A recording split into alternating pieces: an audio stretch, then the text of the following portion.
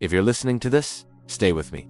Fires don't start loud, they start hungry. And by the time they announce themselves, they've already decided what they're going to take. Heat call came in just before midnight. Residential structure fire. Possible occupants inside. Flames visible. Those last two words tighten something in your chest, no matter how long you've been doing this. When we turned onto the street, the glow was already visible above the rooftops. Orange light pulsing against the night sky like a warning flare. Thick smoke rolled low, crawling along the ground, swallowing porch lights and street signs. We were losing the house before we even stepped off the rig. The air hit me. First. Hot, dry, bitter. That smell of burning wood, plastic, and something else you can't quite name but never forget. Fire has a smell when it's winning. Neighbors stood barefoot on lawns, wrapped in blankets, faces lit by flames and disbelief. Someone was shouting that the family had been inside earlier. Someone else said they didn't know. Confusion spreads faster than fire. If you want to understand what real fireground decisions feel like, not the ones in movies, stay with me. The front of the house was already compromised. Flames pushed hard through the windows, rolling along the ceiling like waves. Black smoke pumped out with every breath the structure took. The fire wasn't just burning, it was moving. We forced entry anyway. The door gave way with a crack and a rush of heat that pushed us back half a step. Inside was zero visibility. Complete blackout. The kind where your world shrinks to what your gloved hands can touch. I dropped low immediately. The heat layers told the story. It was bad. Real bad. Fire had a head start, and it wasn't slowing down for us. My breathing echoed loud inside my mask. Controlled, deliberate. You don't rush air in conditions like that. Panic steals oxygen faster than flames. We advanced the line, crawling, sweeping, feeling walls, furniture, doorways. Every second mattered, but speed without direction gets you killed. Somewhere above us, something collapsed. The sound traveled through the structure like a warning shot. This house was already starting to give up. We reached what should have been the living room. Heat intensified. Flames licked along the ceiling, dropping embers that bounced and skittered across the floor. The fire had wrapped around behind us faster than expected. I keyed my radio, my voice steady even as my pulse climbed. Conditions deteriorating. Heavy fire involvement, possible victims still unaccounted for. That's when command made the call no one wants to hear but everyone respects. Defensive operations, translation, pull out, protect the other houses. The house is lost. I hated it. Every firefighter does. Walking away from a structure knowing someone might still be inside cuts against everything that brought you into this job. But experience teaches you something brutal. Dead firefighters don't save anyone. We backed out methodically, the line still flowing. Covering our exit, the heat chased us. Smoke clawed at our gear. Outside felt unreal, like stepping into another world. We were losing the house. Water streams arced into the structure now, hissing and steaming as they met fire that refused to give ground. Windows blew out one by one, flames punching through like fists. I stood there, helmet heavy on my head, watching years of someone's life collapse in minutes. Fire doesn't negotiate. It takes everything or nothing. Halfway through this story, understand this. Sometimes the most professional decision is the one that hurts the most. If you want real stories from the fireground, stay with me. Then a neighbor ran up, screaming that there was a child's bedroom on the back side, that the door was usually closed, that maybe that word is dangerous. Command reassessed. Thermal imaging showed a pocket of lower heat near the rear corner. A chance? Not a good one, but a chance. We redeployed fast. Different entry, smaller team, calculated risk. This time, when we went in, the fire sounded angry, roaring. The structure groaned like it was warning us not to push our luck. Visibility was worse. Heat heavier, my gear felt like it was cooking me from the inside out. Sweat pooled in my boots. My shoulders burned under the weight of air and responsibility. We moved with purpose now. No wasted motion, no hesitation. The hallway was partially collapsed. The floor was soft under our knees. That's a bad sign. Floors fail quietly. I swept the room. Bed frame, toys, walls, nothing. The fire surged overhead, rolling faster now. My ears picked up the crackle that means flashover is thinking about it. We were out of time. Command ordered withdrawal again. No argument, no delay. We backed out as the ceiling behind us dropped in a shower of sparks and flame. Seconds later, the house lit up like it had been waiting for us to leave. Outside, the structure was fully involved. There was no question anymore. The fire had won. I stood there, chest heaving, hands trembling slightly now that the adrenaline had somewhere to go. We had done everything right, every decision by the book, and still, we were losing the house. That's the truth about fire. You don't always get to be the hero. Sometimes you're just the witness. And the night wasn't over yet. Standing outside, watching that house burn, is one of the hardest positions a firefighter can be in. You're trained to go in, to fight forward, to push back what's trying to take everything. Being told to hold the line instead feels like a betrayal, even when you know it's the right call. The flames had full control now. They rolled out of the roofline, chewing through rafters, spitting embers into the night air. The heat pushed us back even from the street. You could feel it through your gear, through your bones. I scanned the crowd again, faces tight. eyes searching us for answers we didn't have. Somewhere in that group were the people who had lived in that house. Everything they owned was turning to smoke in front of them. And still, all I could think about was the back corner. The bedroom, the possibility. Fire scenes stretch time in strange ways. Seconds feel long. Minutes disappear. We stayed defensive, hitting it hard from the outside, buying what little control we could. The structure groaned, shifted, then partially collapsed inward, sending a wave of sparks into the sky.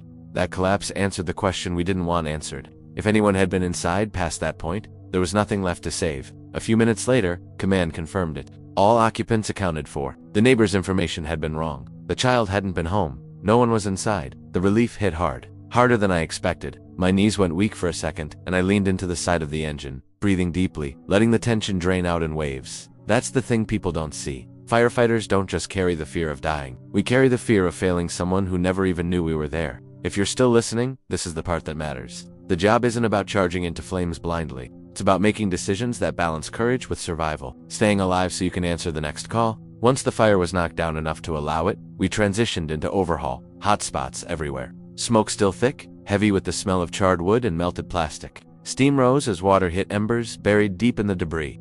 Walking through a burned house is like walking through a memory that's been erased. Walls blackened, furniture reduced to frames, personal items scattered, warped, destroyed. You see evidence of lives interrupted in the worst way. A family photo lay half-burned near what used to be the living room. Faces frozen in a moment that felt impossibly distant now. I turned it face down before moving on. Some things don't need to be seen anymore. My body was exhausted, but my mind was wide awake. Every step crunched underfoot. Every movement stirred ash that clung to gear and skin. Fire leaves its mark long after it's out. Outside, the homeowners stood wrapped in blankets, holding each other. They watched us work through tears and shock, trying to understand how everything they had was gone in less than an hour. I spoke with them briefly, clear, honest, no false hope. I explained what happened, what we did, and why certain decisions were made. They nodded, not really hearing yet. Grief comes in waves. Understanding comes later. Back at the engine, I finally sat down.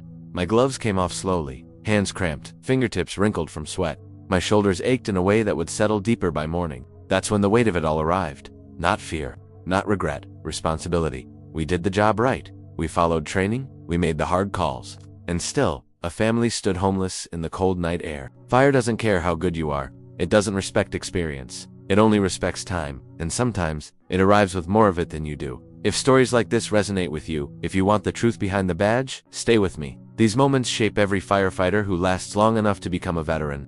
Hours later, after the last embers were drowned and the scene was turned over, we finally cleared. The street was quiet again, wet pavement reflecting the glow of streetlights like nothing had happened. That contrast never feels right. Back at the station, gear was laid out to dry. Soot-stained coats hung heavy, smelling of smoke and loss. We cleaned tools in near silence. No jokes, no stories. Everyone lost in their own thoughts. I showered, scrubbing until my skin felt raw, but the smell lingered anyway. It always does. Fire gets into places water can't reach. I lay down later, staring at the ceiling, replaying the night. The initial glow, the heat, the command to go defensive. The relief when we learned no one was inside. You don't forget those nights. They settle into you, shaping how you approach the next one, and the next call always comes.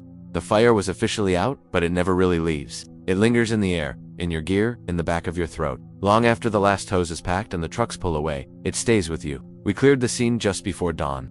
The sky was starting to lighten, that cold blue color that makes everything feel exposed. The house was a blackened shell now, steam rising from what used to be rooms, memories, routines. From the outside, it looked smaller somehow, like the fire had shrunk it, along with everything else. I stood there for a moment longer than I needed to. That's something veterans do. Not because we're lost, but because we're finishing a conversation in our heads. With the fire, with the decisions, with ourselves. We didn't lose anyone that night, and that matters. It matters more than the house, more than anything inside those walls. But that doesn't mean it was a win. Fire doesn't give you clean victories.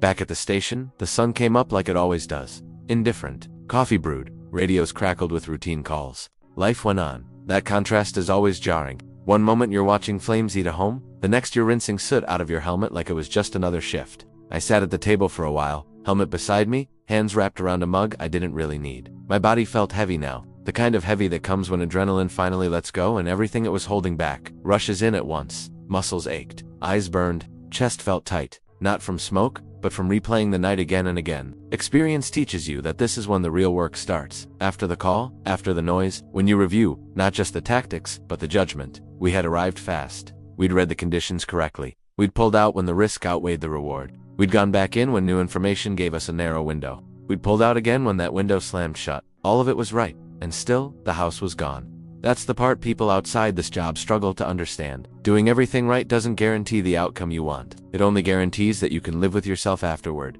Later that morning, I drove home through quiet streets. The city was waking up. Kids waiting for school buses, people jogging. None of them knew a family a few miles away was trying to figure out where they would sleep that night. Fire redraws lives without warning. I thought about the homeowners, about the moment they realized there was nothing left to save, about the way they clung to each other, not crying yet, just stunned. Shock is quiet before it's loud. They'll rebuild, people say, and maybe they will, but what they rebuild won't be the same. Fires take more than structures. They take time, certainty, the feeling that home is a safe thing. That's why this job stays with you. You're not just fighting flames. You're standing between people and the moment everything changes. If you're still listening, understand this. Firefighters aren't heroes because we're fearless. We're heroes when we choose restraint. When we walk away from a fire because going in would only add names to a list no one wants to read. That night reinforced something I've learned over decades. Fire doesn't care how brave you are. It only cares how early you arrive and how well you read it. Miss either, and it will outrun you every time. Weeks later, we trained on similar scenarios. Same size house, same layout, same fire behavior. Training is where we turn loss into knowledge, where we sharpen the instincts that have to work when there's no time to think. I told the younger firefighters what I always tell them after nights like that. You can't save every building, you can't win every fight, but you can always make the decision that gives everyone the best chance.